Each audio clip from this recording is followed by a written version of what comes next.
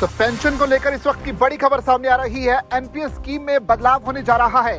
इसको लेकर मोदी सरकार एक खास तौर पर नई स्कीम लेकर आई है, जिसके तहत सिर्फ 99 रुपए के निवेश से लोगों की पेंशन बन सकती है, यानी कि फ्यूचर का इंतजाम हो जाएगा सिर्फ 99 रुपए की मदद से। और ये जो 99 रुपए होंगे, ये आपको किस तरह से देने होंगे, आगे आपको इस वीडियो में बताएंगे।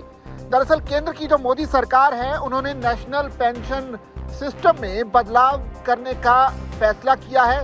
दरअसल केंद्र सरकार के अधीन पेंशन फंड नियामक एवं विकास प्राधिकरण, जिसे हम PFRDA भी कहते हैं, उन्होंने एक ऐसी स्कीम शुरू की है जिससे निवेश की शुरुआत सिर्फ 99 रुपए में की जा सकती है।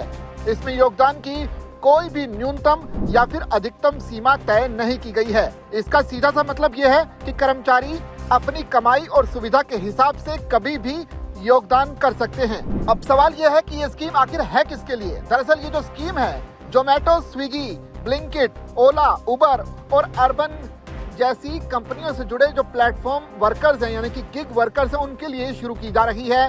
नियामक के मुताबिक इस योजना में कर्मचारी अपनी क्षमता के मुताबिक योगदान कर सकते हैं और छोटी रकम से भी रिटायरमेंट के लिए अपनी बचत शुरू की जा सकती है। इस स्कीम में 99 रुपए से योगदान शुरू किया जा सकता है। स्कीम में योगदान के लिए 3 विकल्प रखे गए हैं।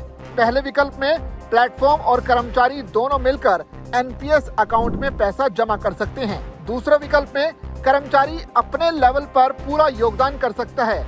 इसके अलावा तीसरे और आखिरी विकल्प में प्लेटफॉर्म या एग्रीगेटर कर्मचारी की तरफ से योगदान कर सकता है। वहीं योगदान की कोई न्यूनतम या फिर अधिकतम सीमा नहीं है।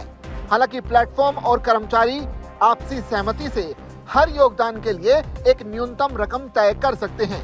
इसका मतलब ये है कि वर्करों को हर महीने एक बड़ी निश्चित राशि देने का वादा करने की जरूरत नहीं है और वो प्लेटफॉर्म द्वारा दी जाने वाली योगदान व्यवस्था के आधार पर धीरे धीरे अपनी रिटायरमेंट सेविंग भी बना सकते हैं। अब ये भी बात है कि इसमें निवेश का जो तरीका है वो क्या होगा। दरअसल अकाउंट खोलने के लिए सबसे पहले गिग कर्मचारी की KYC पूरी की जाएगी। वर्कर की KYC जानकारी जैसे कि नाम, address, pan number, mobile number और बैंक अकाउंट की जानकारी इकट्ठा की जाती है। KYC को आधार आधारित eKYC या फिर PFRDA द्वारा मंजूर किसी अन्य तरीके से पूरा किया जा सकता है। वर्कर की सहमति मिलने के बाद एक परमानेंट रिटायरमेंट अकाउंट नंबर यानी कि प्रान जनरेट किया जाएगा। शुरुआत में प्लेटफॉर्म, इन्वेस्टमेंट स्कीम और पेंशन फंड चुन सकता है, लेकिन ऑन बोर्डिंग के बाद वर्कर इन विकल्प को बदल भी सकता है।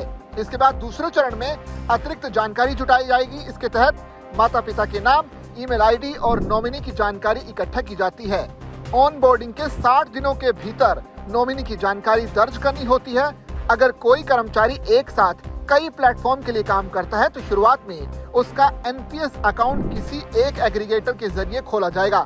हालांकि बाद में अकाउंट को दूसरे प्लेटफॉर्म पर पोर्ट या फिर ट्रांसफर भी किया जा सकता है।